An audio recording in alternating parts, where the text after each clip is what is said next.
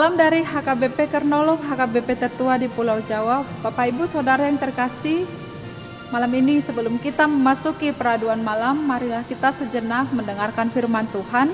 Mari kita berdoa. Terpuji termulia namamu Tuhan Allah Bapa kami yang senantiasa hadir menyertai hidup kami, membimbing kami dalam setiap kegiatan aktivitas kami. Hingga pada saat ini kami masih merasakan kasih setia dan penyertaan Tuhan. Malam ini Tuhan, sebelum kami beristirahat membaringkan diri di tempat tidur, kami mau bersekutu dengan Engkau melalui firman yang akan kami dengarkan. Berkati kami Tuhan, berikan kami pengertian agar kami dapat mendengar firman Tuhan dan mengerti akan kebenaran firman-Mu.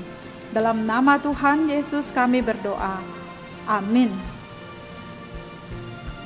Sahabat renungan malam Shalom, firman Tuhan renungan bagi kita pada malam hari ini sesuai bacaan malam dalam Almanak HKBP, yaitu dari Ayub pasal 19 ayat 1 hingga ayat 11 dan ayat 21 hingga ayat 27.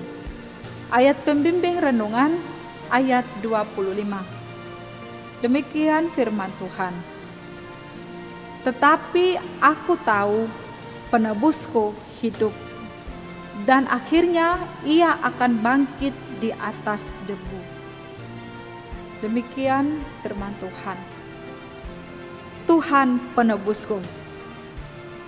Sahabat renungan malam Shalom, pernahkah saudara, Bapak Ibu dikucilkan oleh teman-teman atau orang-orang yang dekat dengan saudara, dengan Bapak Ibu? Pernahkah diremehkan keluarga atau diejek oleh anak kecil?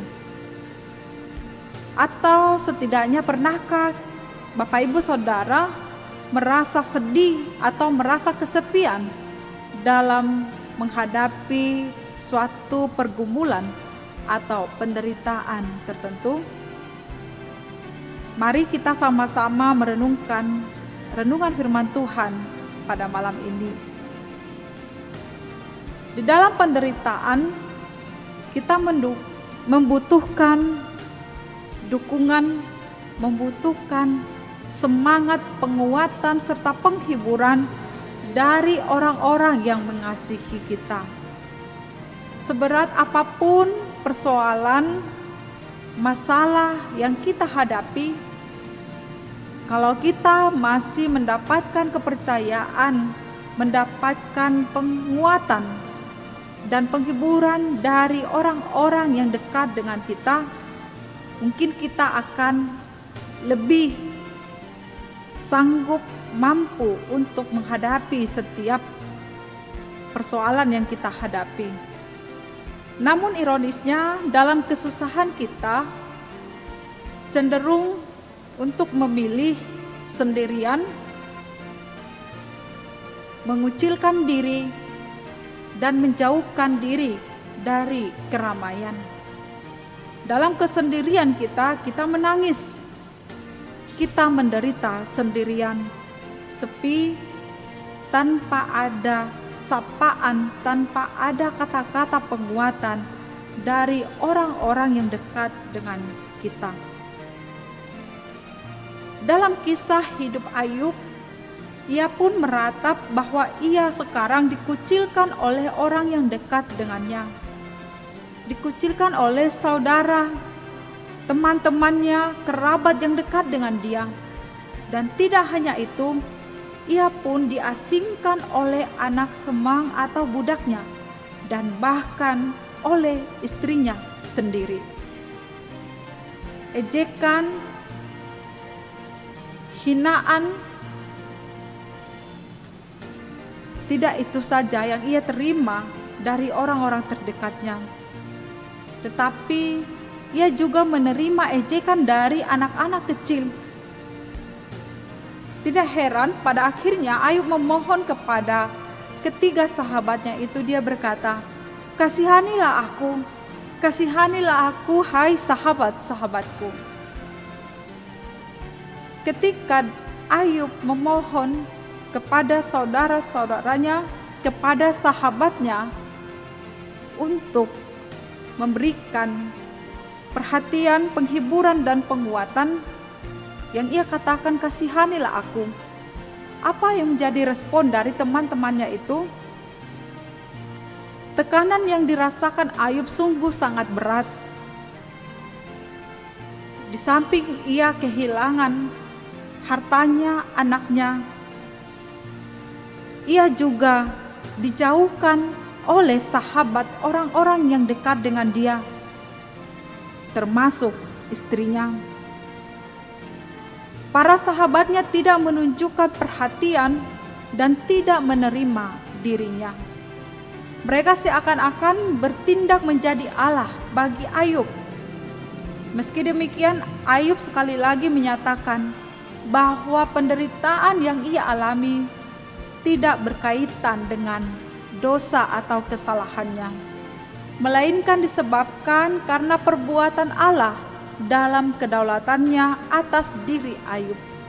Sebagai akibatnya, keyakinannya tetap mengandalkan Tuhan, mengandalkan rencana Tuhan dalam kehidupannya, sekalipun semua orang menjauhkan diri dari Ayub. Ayub tidak mempermasalahkan orang-orang yang dekat dengan dia yang telah menghindari dirinya. Ayub sendiri merasakan keadaan fisiknya yang begitu menjijikkan, yaitu penyakit borok. Wajar saja kalau manusia normal tidak akan mau berdekatan dengan dirinya. Satu hal yang luar biasa dari Ayub adalah imannya yang tidak kehilangan fokus. Imannya tetap tertuju kepada Allah. Meskipun Ayub bergumul sendirian, ia tetap menghampiri Tuhan. Itu sebabnya ia tetap berkata dengan yakin, "Tetapi aku tahu penebusku hidup, dan ia akan bangkit di atas debu." Ayub datang kepada pribadi yang tepat, kepada Tuhan. Tuhan sendirilah yang akan memberikan penghiburan yang sesungguhnya kepada Ayub. Meskipun Ayub telah menuduh Allah bertindak tidak adil kepadanya dengan sengaja menyengsarakan dia, akan tetapi Ayub meyakini bahwa Allah yang sama akan tampil membela dia. Di sini seakan-akan Ayub berkata, "Oleh karena Engkau yang mengizinkan aku menderita, maka Engkau pasti akan memulihkan aku." Ayub dalam keyakinannya, ia tidak merasa sendirian. Meski sahabat-sahabatnya, orang-orang yang terdekat dengan dia, menjauhkan diri dari dia. Dia meyakini ada Tuhan penebus yang dapat mengerti dalam keadaannya. Sahabat renungan malam Shalom, ada masalah yang dapat kita bagikan dan kita ceritakan kepada teman-teman kita, sahabat kita, kerabat kita, atau orang yang terdekat dengan kita. Namun ada juga masalah yang tidak bisa kita ceritakan kepada siapapun. Akhirnya kita hanya dapat berkata dan datang kepada Tuhan yang mengerti kepedihan hidup kita. Bahkan sebelum kita mengucapkan sepatah kata pun, Tuhan telah mengetahui keadaan kita. Teman mungkin mengerti sebagian tentang keadaan diri kita, tetapi Tuhan lebih mengerti, bahkan Tuhan mengerti seluruhnya keadaan kita. Teman juga mungkin mengasihi, memperhatikan kita, tetapi Tuhan adalah penebus kita yang sudah mengorbankan nyawanya untuk tebus dosa kita. Dialah satu-satunya tempat kita mendapatkan kasih sayang dan pertolongan. Dialah satu-satunya tempat untuk kita memperoleh penguatan serta penghiburan. Pertanyaannya Bapak Ibu Saudara, apa yang kita harapkan dari Allah saat kita menderita? Bermacam jawaban pasti timbul. Banyak orang mengharapkan Allah akan datang dan membukakan jalan keluar secara instan yang menakjubkan, atau boleh kita katakan dengan mukjizat, sehingga kita dapat melewati setiap persoalan kita. Akan tetapi jika harapan kita tidak terwujud, masalah tidak kunjung dapat berakhir, apakah iman kita akan goyah dan kehilangan gairah iman untuk menjalani kehidupan kita? Bagaimana kita bersikap ketika semua orang menjauhi diri dari kita, atau mungkin memusuhi kita ketika kita dalam keadaan menderita bergumul? Bapak Ibu Saudara yang terkasih, kita juga mungkin jatuh kepada sikap ateis yang tidak lagi mengenal Tuhan, yang tahu setiap persoalan penderitaan kita. Mungkin juga kita akan menyalahkan Tuhan dan menyerah kepada nasib apa yang kita hadapi.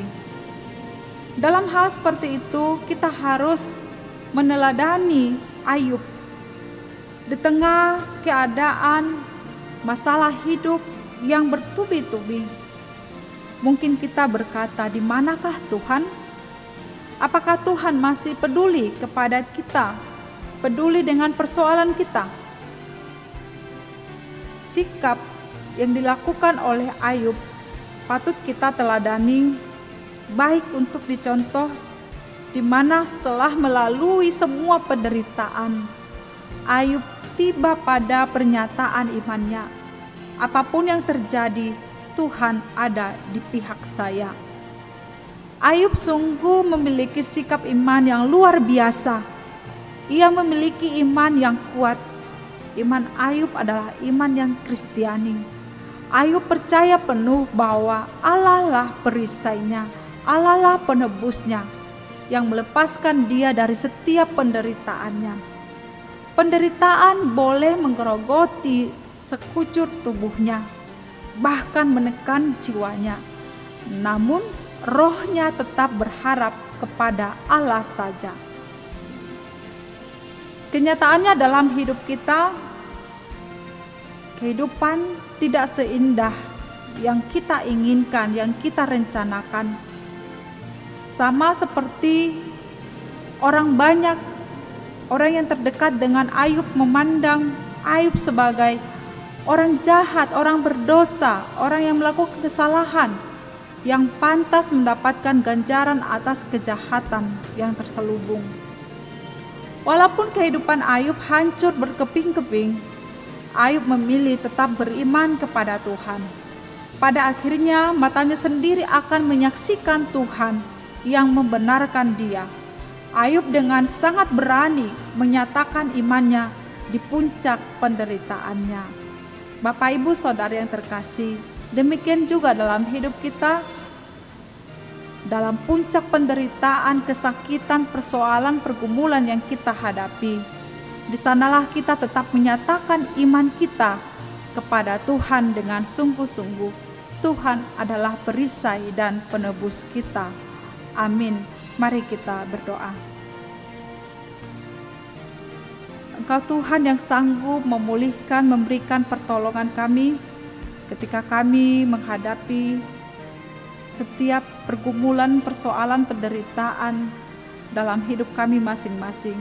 Ajarlah kami Tuhan untuk tetap teguh dalam iman, mengharapkan pertolongan Tuhan, kuasa Tuhan hadir untuk setiap persoalan yang boleh kami hadapi, sehingga kami mampu melewatinya dengan penuh kekuatan, dengan penuh keyakinan akan pertolongan Tuhan saja. Ya Allah, ya Tuhan kami, pada malam ini kami mau menyerahkan diri kami di tempat tidur kami ketika kami boleh melewati malam ini. Engkau jaga tubuh, jiwa, dan roh kami. Engkau bangunkan kami di esok pagi Tuhan, agar kami mendapatkan sukacita hidup yang baru. Kami boleh melakukan aktivitas kami, tugas dan tanggung jawab kami seturut dengan kehendak Tuhan saja. Dalam nama anak-Mu Tuhan Yesus Kristus kami berdoa dan bersyukur kepadamu. Amin. Anugerah Tuhan Yesus Kristus, kasih setia Allah Bapa dan persekutuan Roh Kudus menyertai kita malam ini sampai selama-lamanya. Amin.